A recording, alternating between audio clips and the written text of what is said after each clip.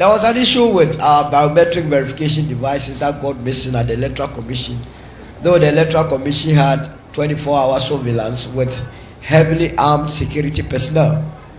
Yet we had someone who was bold enough to penetrate into their system and take it out. All these things did not engender any confidence in the commission.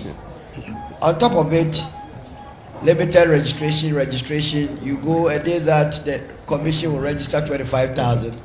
They come and tell us they registered 29,000. The day that they registered 43,000, they come and tell us it's 42,000. So all these things were building up the tension in the system, coupled with the fact that you had an incumbent administration or the ruling party with these fanatics telling us every day that they had more than 1 million ways of winning elections. So these rhetorics, just opposing with the conduct of the commission, was something that was very worrying.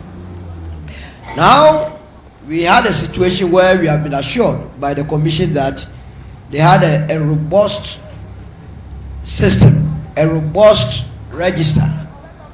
Unfortunately, there was a situation where 38 people had their names transferred from Tamale Central and then also Sanarigu to Pusiga. When the Electoral Commission was asked how that was able to take place, they told us there was a particular program called Liveliness that was not available, which enabled the illegal transfers to take place. So clearly, election 2024 was tensed, or there was so much tension in the election because of some of these things, and also the posture of the commissioner herself, as well as the sort of appointments that were made into the commission. Apiahene was communicating with me when I was in the MPP as an MPP member. I don't see why House of Folk is playing Kotoko, and the referee that is supposed to officiate is a chapter O member. You think Kotoko would accept it? I would not accept it. I mean, clearly that we are going to play House of Folk, and you are telling me that in spite of the fact that the is from chapter O, he will be very fair to do that. So it was uncalled for. And when issues or matters were raised with the register, that's where Tete will tell you that in the past we had animals and trees in our voter register. If you are a and you are telling us that in the past we had trees and animals in our register, and you know very well that the register is not compiled by the Church of Pentecost pastor, neither is it compiled by the head of police council, then it means you rather put all objects in there. And I believe it didn't help matters. On election day or a day to the election, we all saw what happened at the various printing houses, where it was identified that a prototype or a dummy of the voter ballot, the ballot paper had been smuggled out, which caused certain regions not to have their special voting take place. And so the Ghanaian, but for the vigilance and then the ability of the Ghanaian to cause for a change, we would have had a long day in Zion. We went into voting. We voted. The Ghanaian spoke and said yes, they have listened to all the manifestos of the various candidates. We presented the great transformational plan. The Ghanaians said, listen to us. It wasn't what was going to work in 2025. The New Patriotic Party presented the bold solution, or what they call the digitalization manifesto. The Ghanaians said they didn't need that in 2025. But the Ghanaians said they would prefer the 24-hour economy manifesto. And so they voted massively for the NDC, both parliamentary and presidential. After voting, or 24 hours into voting, or after voting, we had the presidential candidate of the New Patriotic Party concede, having the benefit of his own figures. And beyond that, we started seeing all sort of chaos in various constituencies. Let me say that in as much as I agree with those that say elections are won at the polling station, and also the fact that once a returning officer declares an election, then the next thing we do is to go to court, we must also be treading cautiously. Other than that, the 2028 elections will see a lot of bloodbath in this country. See, yes, I was thinking the case that the NPP took to court, the judge would have allowed the NDC to also join so that there will be a debate from both parties. Again, I was also looking forward to see whether or not the Electoral Commission and by extension its returning officers will have their affidavit in opposition or for stating in clear terms that indeed those declarations they made in the 9 constituencies that are under contention were made under duress. If indeed those declarations were made under duress, then it's a big problem. Then it poses a bigger challenge for our future elections. Then it means that in 2028, for instance, in Lada de Kotopo, depending on whoever is the returning officer and where his affinity or affiliation lies or his sympathy in terms of who is contesting as a parliamentary candidate or presidential candidate lies, that person can go and hide somewhere in spite of the fact that clearly a particular candidate has lost or won an election and declared the loser the winner. And by extension, while that takes place, we just have to wait for the results to be gazetted and then go through the hassle of petition at the High Court through the motion. And you know how our court system works. If an illegal member of parliament is going to spend 9 months or a year in parliament because of such a shady deal, then the country loses. You remember in 1996 what happened at Ayawaso West Rogo when Rebecca Adote and then Amu, when Amu had indeed won the elections, Roberta Adote actually spent 4 years in parliament with the rightful owner of the seat being in her house.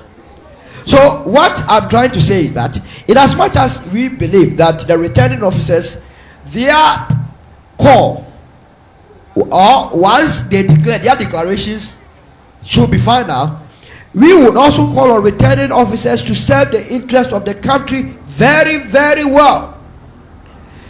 That truth, after all, the Electoral Commission per its checkered history is only there to ensure free, fair and an honest process.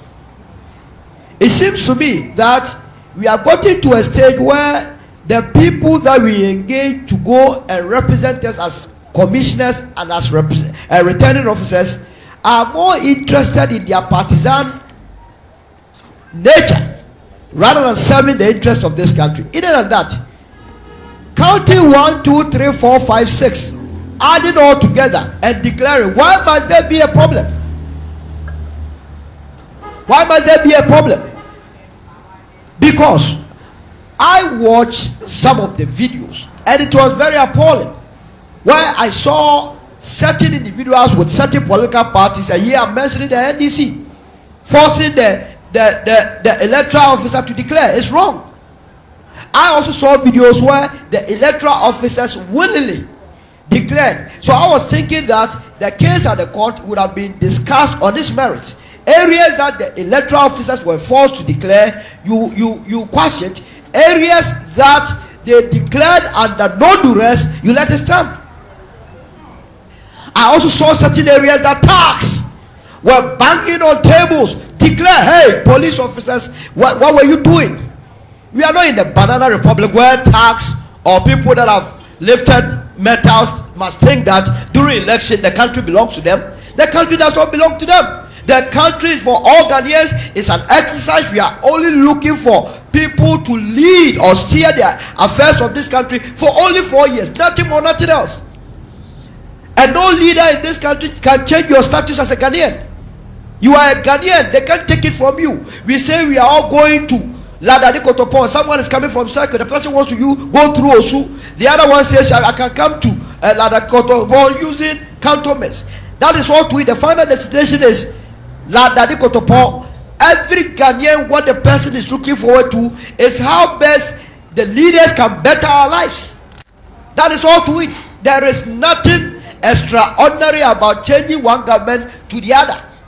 And under no circumstance must elections turn into violence. And that is why I am very surprised that as we speak, arrests have not been made even at Tachiman South, where blatantly you have citizens destroying properties of the state, a police building. We are crying as a country that we do not have money to fix our infrastructure. We have a police station and you have citizens going on rampant destroying them. What is the cause? They believe that someone is stealing. Hey, is that how you want us to build this country? So I believe the IGP must act, because he's still the IGP. And we have election security body that are mandated to assure us citizens of protection. And protection here does not only have to do with protection of lives. We talk about protection of lives and properties. And police officers or police stations are part of state properties. We use our tax revenue to construct them. And that must guide us. In terms of the ruling from the Supreme Court, I believe that the trial court at the High Court, I understand, is also a Reverend Father.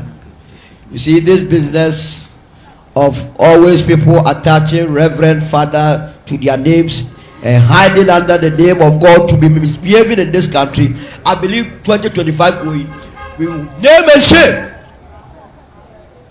As comrade will say, the charlatans. This election witnessed one of the most unserious times in our country, where people, thieves I call them, criminals I call them, who are hiding under cassock, decided to turn themselves into lotto forecasters. All that God was visiting them to show them was to show them who was going to win the next elections. God has never showed them how this country can come out of poverty, but God only shows them how to win elections. Every day God is revealing to them. I don't know whether God doesn't like us that he doesn't reveal anything to us. This one is going to win, that one is going to win, to the extent that some of them even went ahead to say, if their predictions did not come through, we should come and burn their churches. Are they okay? And you still have people going to them to listen to them. It explains how our poverty is endemic.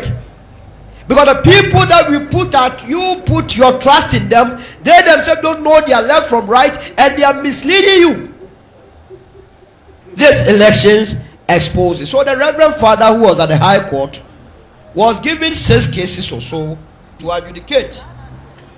And in the fine mind of the father, the Reverend Father, he believed that listening to a one-sided case, the principle of natural justice, and this is why you don't need any British law or English law to tell you that even in our local palaces, you cannot go there and the chief will listen to one side of the story. You present your issue, the other one presents his or her issue. At the end of the day, a determination is made. So why was the rush? And I listened to his concluding remarks. He says, no, Parliament has to be sworn in by the first week in January. So we must do the wrong things to enable Parliament to swear in. Is that how you build a country? I believe the Supreme Court did what was right yesterday by reversing what was obviously a travesty of justice, to allow the other parties to file or to join the case and argue their issues out on the 31st of December, so that what me as a citizen of this country wants is that we do not subvert the will of the people. If in PAA Central the people said Patrick Yabuama won, why must it be changed to Baba Sadiq? If it was Baba Sadiq that won, why must it be changed to Patrick Yabuama? To whose interest? Even Ablekuma North is a Rabna Obi that won the contest. Why must it be the Lekwe free? If it is the other way around too, why must it be changed? Same for Tema Central.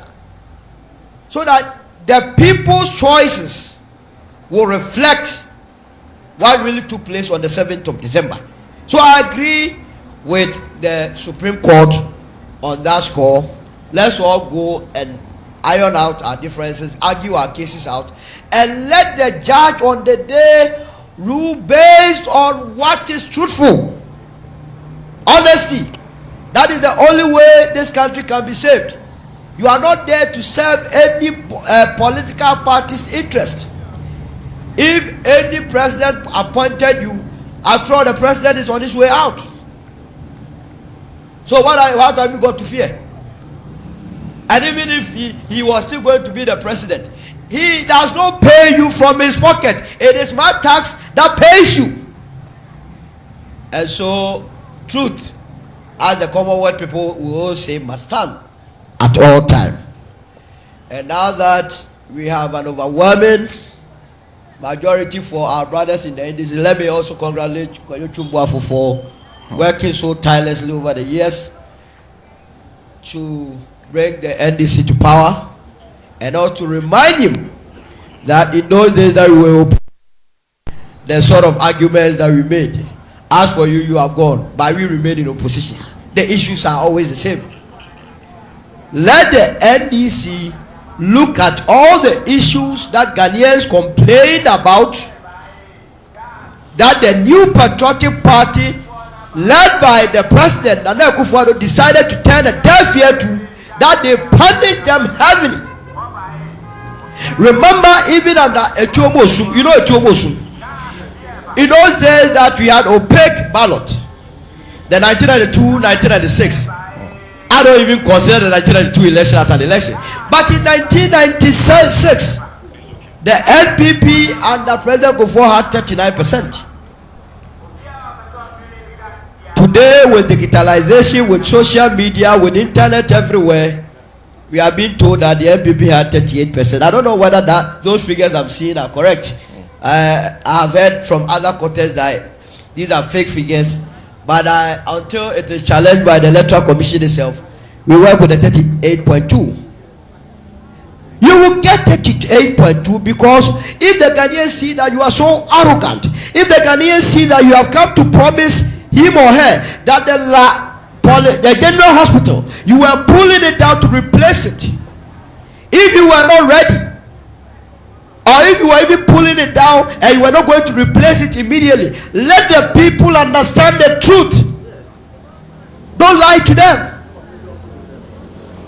But if you tell them that, oh, money is ready, plus we are starting constructing, immediately we put it down, and then nothing happens, then this will have 64% in law.